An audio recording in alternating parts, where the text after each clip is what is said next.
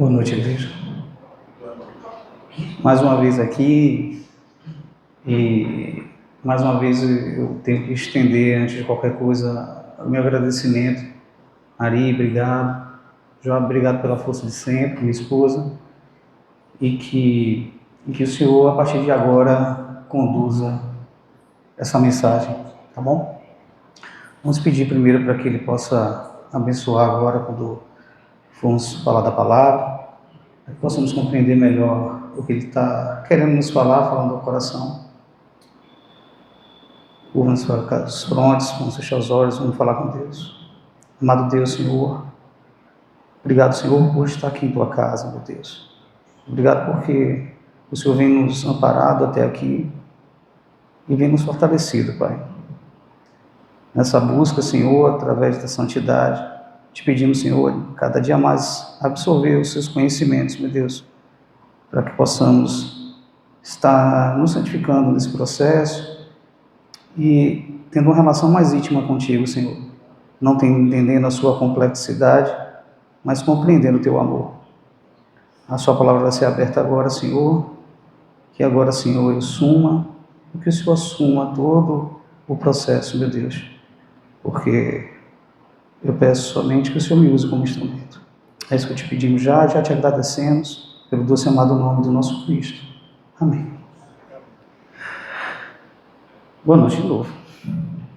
Irmãos queridos, olha, hoje eu decidi, sempre quando a gente está conversando, eu já comecei a falar lá no interior e aqui também, normalmente as pregações que faço aqui, elas são muito voltadas aqui ao que eu estou pensando no momento, nesse processo que a gente fala de santidade, e isso vem me incomodado muito.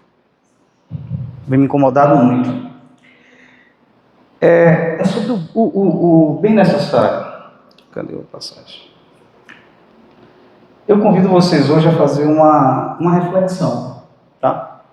Por favor, leiam aqui comigo essa passagem de Jeremias, que fala o seguinte: porque sou eu quem conheço os planos que tenho para vocês, diz o Senhor.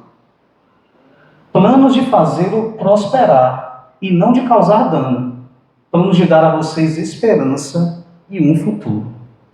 Vamos tentar refletir um pouco sobre esse versículo. E aqui a gente encontra 4 pontos muito importantes. O primeiro ponto é o seguinte: trata-se de um plano. Aqui o Senhor revela que Ele tem um plano para a gente, qual Ele é o autor desse plano, Ele é o desenvolvedor desse plano. Ele relata também que o plano dele é fazê-los prosperar, ou seja, o Senhor, Ele não se alegra no sofrimento da gente. Um terceiro ponto é que a gente precisa ter fé na condução, ou seja, planos para vos dar esperança. E esperança nada é do que a prática da fé. E um futuro. Quando ele fala um futuro, ele não coloca só esperança no futuro. É esperança e futuro. Ele não está colocando algo para que nós entendamos que seja uma crença que ele tem um projeto para a gente, que ele tem um propósito, que ele tem um plano. Acreditem, só criam. Não, ele está dizendo creiam em algo que é real. Porque o plano dele é dar esperança e o futuro. Se existe um futuro, esse futuro já está pré-estabelecido e aguardando por nós. Mas então por que a gente passa por tanta dor de cabeça? Por que a gente se encontra tão aflito por várias vezes? Por que nós passamos por dificuldades, por provações? Por que isso acontece se o plano de Deus é que Ele não se alegra com o sofrimento? O plano dele é nos dar esperança, o plano dele é nos dar um futuro. E mesmo assim a gente passa por todas essas celeumas. E eu particularmente fico me perguntando, eu falei, se Deus é Deus e Ele é o planejador, é Ele quem arquitetou esse plano, é Ele quem tem o propósito.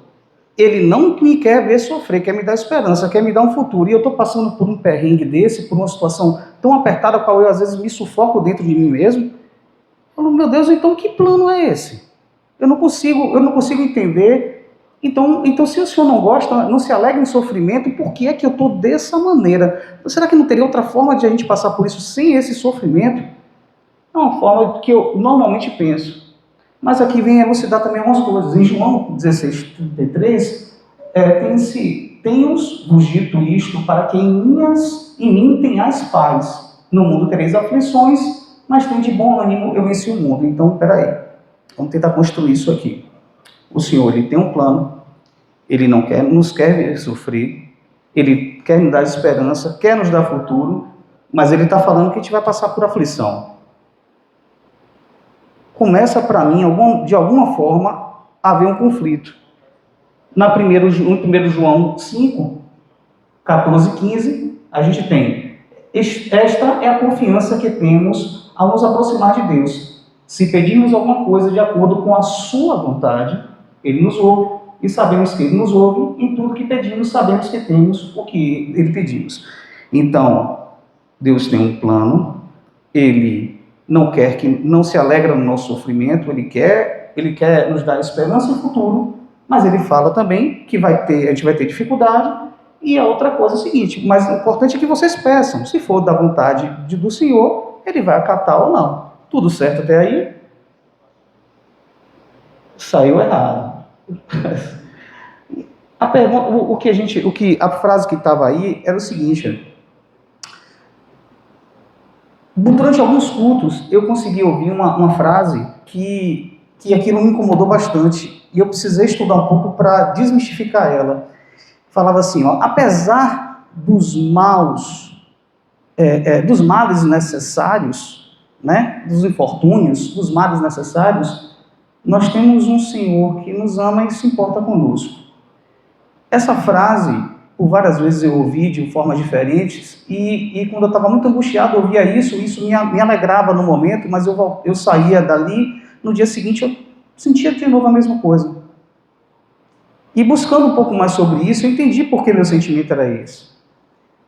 E a pergunta era se estava certo ou não, e a resposta é essa. Está repreendido em nome de Jesus. Desculpa quem pregou dessa forma, e não está equivocado, e eu vou lhe explicar por que não está equivocado. Não está equivocado porque no processo que a gente se encontra hoje, de santificação, é natural que as coisas que tinham um sentido, hoje, tenham outra. Hoje, aquele sentido já não me cabe. Hoje, eu precisei ressignificar isso, porque isso já não atendia o meu anseio. Então, eu precisei ressignificar. E eu acho que esse é o caminho da estrada da santificação. E hoje eu faço um pedido muito especial, e um convite, na verdade, a vocês que estão aqui. Eu queria convidar vocês a fazer uma mudança. Não uma mudança de comportamento. É uma mudança de visão, de ótica. Eu falei há pouco que muitas vezes eu ouvi essa frase, né? Apesar dos maus necessários, Deus me ama, se importa comigo, isso me basta. Mas hoje a gente vai ter que mudar um pouco isso. Eu quero que hoje a gente compreenda isso tudo, o plano de Deus, de outra forma. Precisamos mudar o ponto de vista. Porque quando a gente fala apesar de, a gente coloca como se Deus trouxesse uma imperfeição naquilo que é o plano de Deus. Não existe um apesar de, não existe um mal necessário. Não existe a palavra mal quando existe plano de Deus na jogada. A palavra mal, por si só, ela não produz nada. Isso não é do Senhor. Não é um mal necessário. Mal necessário, ainda bem que eu tenho Deus, né? Que bom, né? Que me importa pelo menos que tem. Então, assim, apesar de alguns maus necessários, essa frase que eu vi, o Senhor nos ama, e é isso que realmente importa. Esta frase.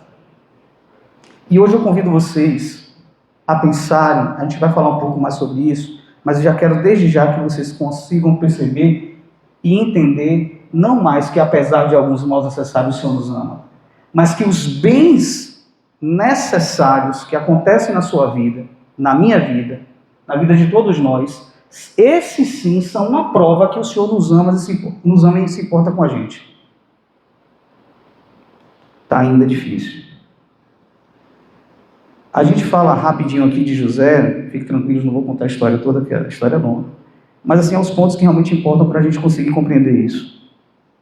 Bom, José, só de uma forma bem breve, ele foi filho de Jacó, era um filho muito adorado, muito quisto pela família, e aconteceram algumas coisas com ele. A primeira coisa que aconteceu com José foi que os irmãos estavam no campo, e os irmãos não gostavam dele porque tinham ciúme, e acabou eles pegando o irmão para poder tirá-lo da família de uma forma ou de outra. Então começou aí um importante acontecimento na vida de José, que foi a traição. E aí a gente vem com aquela mentalidade e a ótica do mal necessário. Convido vocês para que a gente consiga compreender o mal necessário agora, depois a gente vê o bem necessário. O mal necessário. Então, será que José, nessa hora, ele viu aquilo como mal necessário? Eu acho que talvez sim. Talvez foram 3 coisas que aconteceram tão fortemente, tão rápidos, acho que não deu tempo muito para ele perceber. Mas aqui, houve a traição, depois ele foi humilhado, porque ele foi jogado dentro de uma cisterna. Saiu dentro da cisterna, talvez ele deu graças a Deus, porque não ia morrer dentro daquela cisterna, achando que o Deus tinha tirado ele da cisterna para salvá-lo. Ele foi vendido. Depois de ser vendido, ele foi virar servo. Potifar comprou ele foi virar servo, ou seja, trabalhou feito um condenado. Será que ele estava nesse momento, já tinha um tempo, já não tinha acontecido com tanta celeridade as coisas? Ele começou a pensar, não, mas isso aqui é um mal necessário. O meu Senhor, meu Deus, me ama, e isso me importa. É um mal necessário. Ele foi servo e depois ele foi tentado. Ele resolveu dizer não. Eu vou dizer não a essa tentação. Ele disse não. O pagamento que ele teve foi ser acusado injustamente e preso. Será que novamente ele pensou, não, mas isso é um mal necessário. É um mal necessário, Deus quis desse jeito e importa que ele me ama. Importa que ele se importa comigo. Depois ele foi esquecido. Nessas 2 últimas partes aí, eu acho que é um pouco mais complicado, porque a gente tem a prisão e o esquecimento. O esquecimento porque ele tinha revelado os sonhos para o padeiro, né? E para o cozinheiro, não, o copeiro. E o copeiro disse que ia resolver isso, ia falar com o rei para poder tirá-lo. E ele esqueceu dele lá. Será que passado, acho que quase 30 anos, ele na prisão, será que ele ainda pensava, é mal necessário, o importante é que Deus me ama e se importa comigo? Será que esse pensamento era suficiente para ele manter essa fé esse tempo todo? Será que é esse pensamento que a gente precisa ter como cristão, de cristãos que estamos no processo de santificação, achar que é somente a ideia e é grande coisa, hein, gente? Que Deus nos ama, Deus nos importa, mas tudo isso que a gente passa são mal necessário e importante é isso? Será que não existe propósito em nada? Ao final ele virou governador do Egito.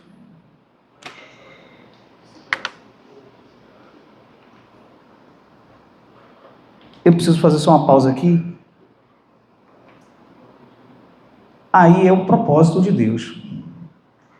Passou por tudo isso, virou governador do Egito, mas aí eu vou lhe perguntar uma coisa: se vocês, fazendo um exercício só, tivesse sido, ou já aconteceu, ter sido traído,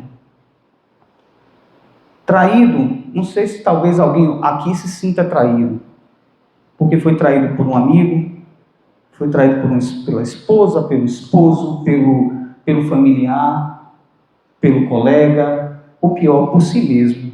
Você se auto-sabotou. Você acha que o pensamento de, mas isso foi um infortúnio, foi um mal necessário, e mais importante que Deus me ama. Será que quando a gente é humilhado, a gente consegue manter a nossa fé? Será que quando a gente perde vendido, quando a gente fala, é porque a gente está sem eira nem beira, sem caminho para seguir, a gente está totalmente à mercê do fluxo da vida. Nesse momento que a gente se encontra à deriva na vida, é fácil a gente manter a fé? José manteve, mas é fácil para a gente? Eu posso lhe falar que não. Por muito menos eu perco a minha fé. Muito honestamente falando com vocês. Quando você executa um trabalho, uma atividade, às vezes que você fala assim, poxa, mas eu posso mais, mas ninguém me dá crédito pelo que eu posso fazer. Quando a gente serve tanto aos outros e não é servido. Quando essa injustiça nos atraca, é fácil manter a fé? Quando a gente é tentado, é fácil a gente manter a nossa fé? Quando a gente é acusado injustamente e quando a gente é preso dentro da gente mesmo, preso dentro dos nossos pecados acariciados, preso no vício, para mim hoje, acho que é uma das coisas que eu mais me policio para não ter, que é o vício do tradicionalismo cristão. Não sei se vem esse termo, mas eu estou todo sábado, eu estou toda quarta, eu estou todo domingo. Eu estou quarta aqui, tem uma galera que não veio hoje. Eu estou na fé. Será que isso me garante fé? Será que isso me garante relacionamento com Deus? E se a gente for esquecido? Quantas vezes a gente se sentiu esquecido? Nesse momento é fácil manter a fé? Não é. Agora, como é que José aguentou uma sequência de maus necessários e resistiu na fé? Será porque ele achava que aquilo tudo era mal necessário? Ou será que ele tinha um relacionamento com Deus, qual permitia a ele entender que tudo o que havia acontecido, estava acontecendo ou iria de acontecer, era porque Deus o amava? E não apesar de Deus amava ele. Eu creio que sim. Eu creio que ele cria que aquilo tudo que estava acontecendo era uma prova. Vou fazer vocês conseguirem visualizar isso de uma forma mais clara. Mas para entender muito bem, a gente tem que entender o seguinte: quem era José à época? José era um filho caçula, era um filho amado, muito amado. José era um filho mimado. José, a palavra fala que ele contava lembro muito de Felipe, contava quando os irmãos faziam uma coisa de errado para o pai. Outra coisa que ele fazia, mimado, chato, enjoado, ingênuo, porque ele sonhou que ele ia ser rei, ele ia reinar sobre a família dele. Todos os outros irmãos iam, inclusive o pai e a mãe, ia se curvar através dos dois sonhos que ele teve. Ao invés dele ficar calado, o que ele fez? Ingênuo. Chamou os irmãos mais velhos que não gostavam dele já para falar que sonhou isso. Tem outras palavras, mas eu estou me segurando aqui, né? Vamos falar ingênuo, está mais bonitinho. Fraco em caráter, fraco fisicamente, porque ele não tinha nenhuma atividade com os irmãos de campo e tudo. Ele era o filho de papai. Ele era o filho de papai, e para piorar, ele ainda ganhou essa túnica toda colorida. Ou seja, ainda tinha mais coisa para acontecer com esse arco-íris aí. Então, não tinha pouca experiência, ele não tinha vivência. Ele sempre foi criado dentro de uma redoma. Esse era José. Agora, reparem, José, olha que coisinha linda, ó. Cheirando a leite. Ó. Agora, quem diz que coisa fofa, né? Coisa fofa.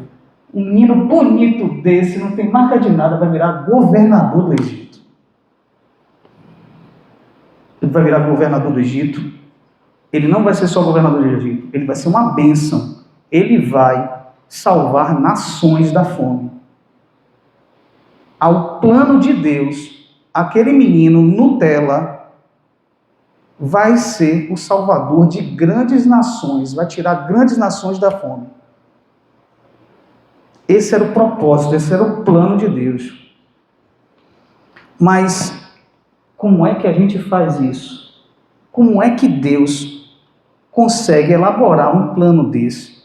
Isso traduz muito para a gente o relacionamento e a identidade de Deus, para que a gente possa ter um entendimento do que Deus realmente espera da gente. Porque Deus, ele não olha para a gente e vê o que a gente vê na gente. Deus olha para a gente e vê o que a gente pode ser. Boa parte de vocês, se fossem alguns que já foram convertidos, acho que inclusive quem está na fé, mas se me perguntasse há 5 anos atrás se eu estaria aqui conversando com vocês, eu daria uma boa risada e tomava uns 3 goles de cerveja. Porque Deus olhou para mim e viu o que eu não via. Ele consegue perceber o que a gente não consegue enxergar. E acho que ele deu esse dom assim, uma fração ele deu para as mulheres, porque as mulheres também, quando olham, quem é casado sabe, a gente é solteiro é uma coisa, quando a gente é casado, a gente é domesticado, né? Eu não sei não, minha esposa mesmo, quando chegou lá em casa, era tudo errado.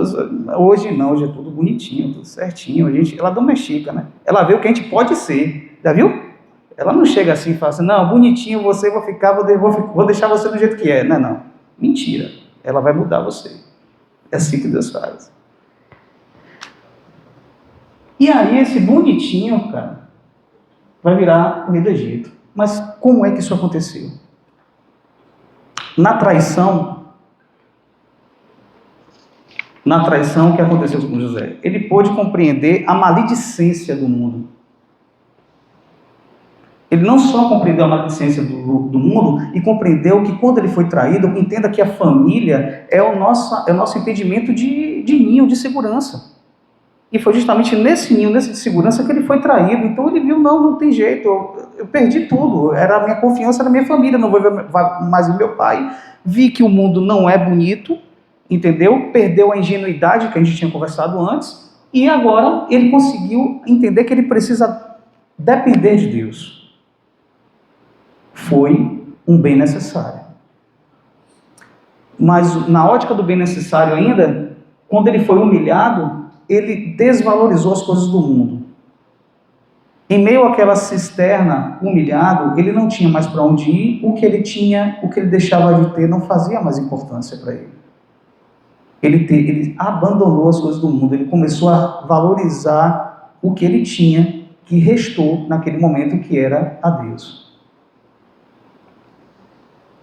Ele foi vendido. E quando ele foi vendido, ele perdeu a autonomia sobre o próprio destino. Quando ele perdeu a autonomia do próprio destino, ele entregou o destino a Deus. E tudo isso foi um bem necessário. Ele viveu como um servo. E aí sim, eu consigo entender, nesse ponto, eu consigo entender que ele não pensava que tudo aquilo que estava acontecendo era um mal necessário. Porque só tendo uma compreensão que tudo isso que estava acontecendo era o bem necessário, fez dele um servo de excelência. Porque se eu acho que o que eu estou passando hoje é um mal necessário, eu não me esforço para ser melhor.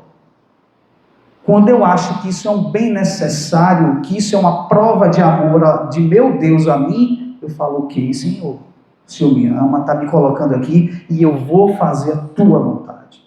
Porque se o Senhor me colocou nisso aqui é para eu estar melhor, então eu vou, entenda, ele era mimado, ele foi virar servo, ele começou a fazer trabalhos de gente humilde.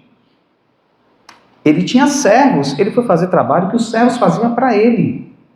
E fez com tanta maestria, tanta excelência e tanto empenho, que ele foi trazido à casa de Potifar para ser o servo pessoal dele.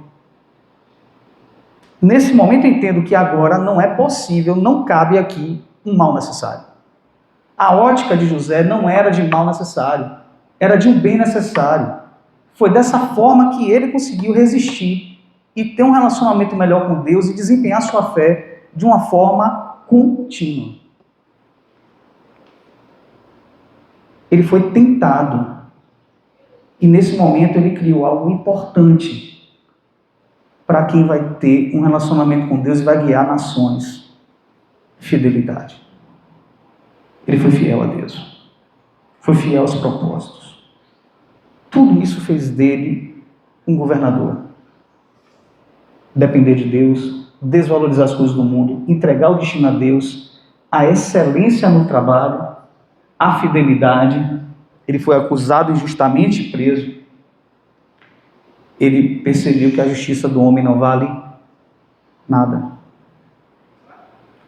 E que mesmo preso, como Paulo também descobriu, ele poderia estar mais livre do que qualquer um de nós que pode sair daqui e ir para sua casa ou ir para um shopping. Ele foi esquecido.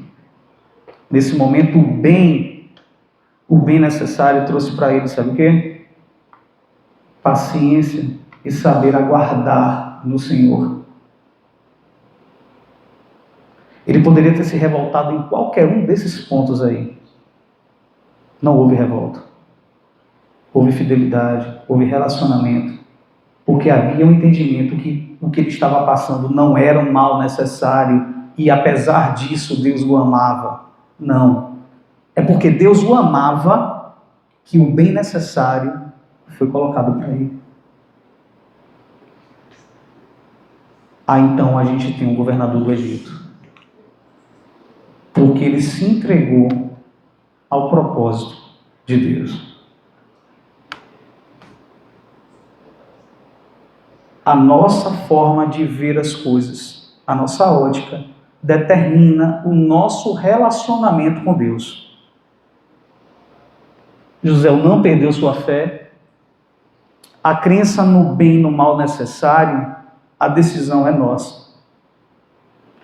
Saber que Deus nos ama, todo mundo sabe. Se a gente for para uma boate agora, o povo sabe que Deus os ama. Se a gente for, me arrisco a comunidade aqui, ao pessoal do tráfico, se você perguntar, eles ainda vão falar de Deus no nome, e vai falar de Deus o tempo todo. Vai falar, inclusive, que Deus é amor. Mas entender o que Deus faz conosco e a forma de ver esse agir é a condição sine qua non para que nós tenhamos um relacionamento verdadeiro com Deus. E possamos desempenhar nossa fé com constância e ascensão.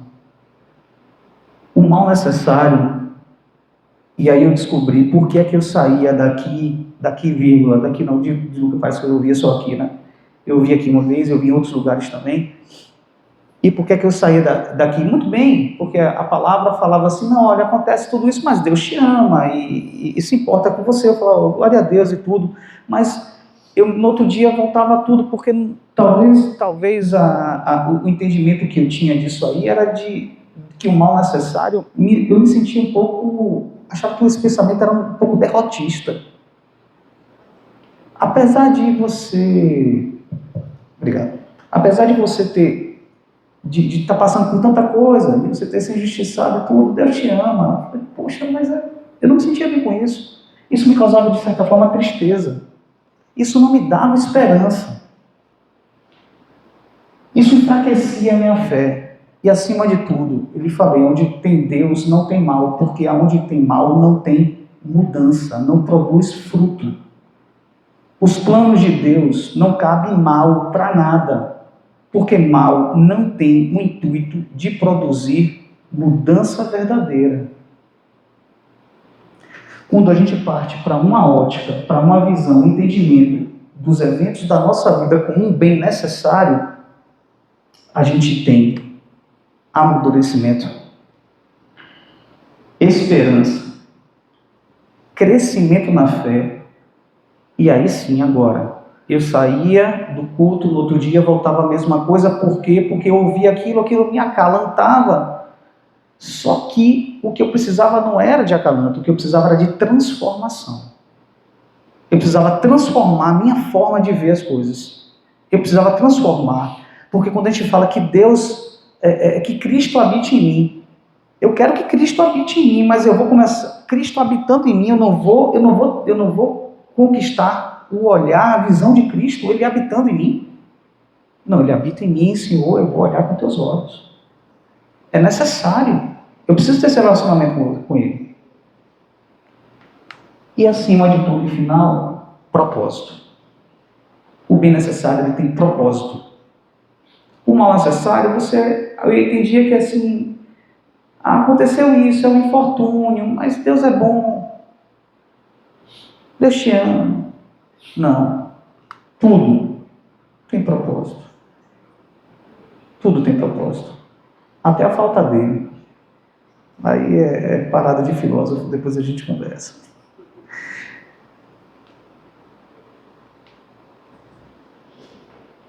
Reinaldinho, me ajuda aí, meu velho? Pode passar, filhão? Pronto. E e sou eu quem estou falando isso? Parece que eu inventei da minha cabeça, né? Não é não. O Senhor nos fala. Em Tiago 1, 2, 4, a gente vê: meus irmãos, considere motivo de grande alegria o fato de passarem diversas provações, pois vocês sabem que a prova da sua fé produz perseverança. Tem propósito, tem transformação, tem mudança. E a perseverança deve ter ação completa. Precisamos ver as coisas de outra forma. E tem outra coisa, temos que ver nas dificuldades, nas angústias, um potencial de mudança de nós mesmos. Aonde eu posso ser melhor no pior.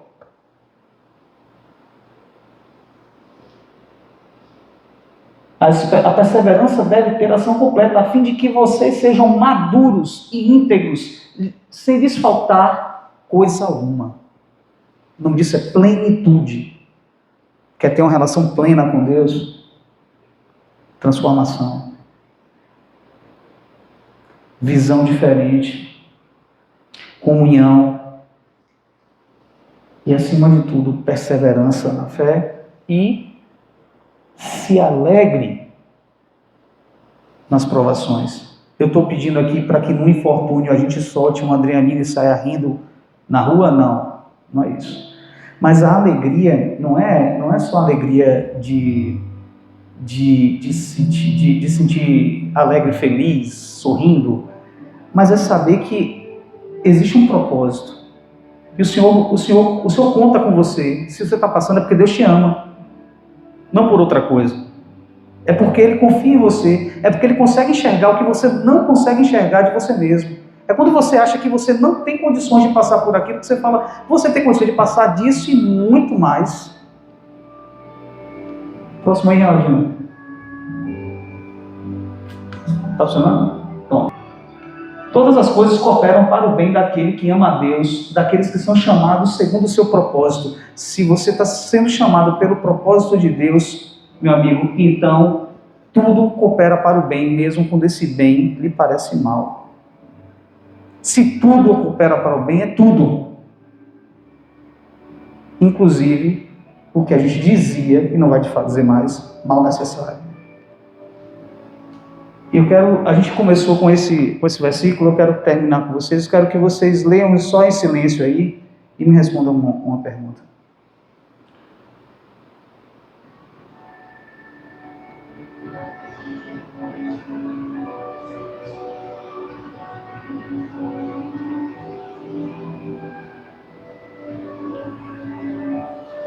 Todos conseguem ler esse versículo agora de outra forma? Vocês acham que ele lhe diz mais do que disse no início? O Senhor realmente, Ele tem um plano para cada um de nós. Cada um de nós aqui, Ele tem um plano arquitetado. O que você é nada perto do que Deus sabe que você pode ser. Ele quer nos dar esperança e o futuro está pronto. Nós estamos dentro do propósito de Deus, só em estarmos aqui. E última pergunta, você consegue sentir o amor de Deus quando agora, nesse momento agora, você pensa nas suas provações, você consegue ver o amor de Deus onde está difícil para você? Agora, é dessa forma que a gente consegue mudar a nossa ótica. O bem necessário, ele transforma nosso relacionamento. O Senhor enxerga o que nós não conseguimos. Ele tem um propósito para cada um de nós. E o seu cuidado, ele é contínuo. Precisamos crescer, nos desenvolver, habilidades, amadurecer nas relações. Os bem necessários são uma prova que o Senhor te ama e que se importa com você.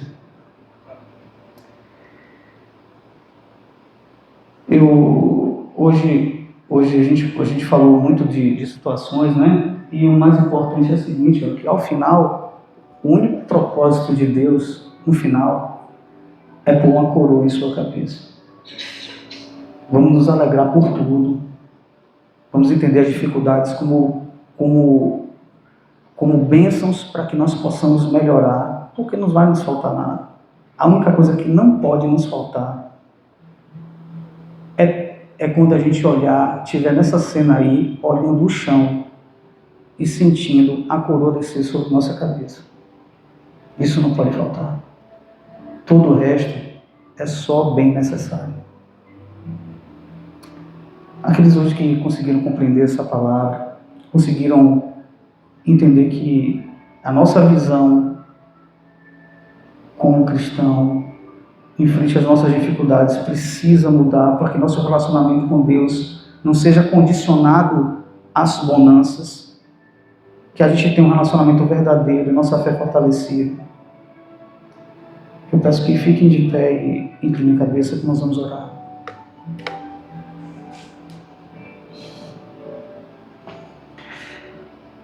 Amado Deus, Senhor, graças te damos, Senhor, porque os teus planos realmente são maiores que os nossos, Senhor.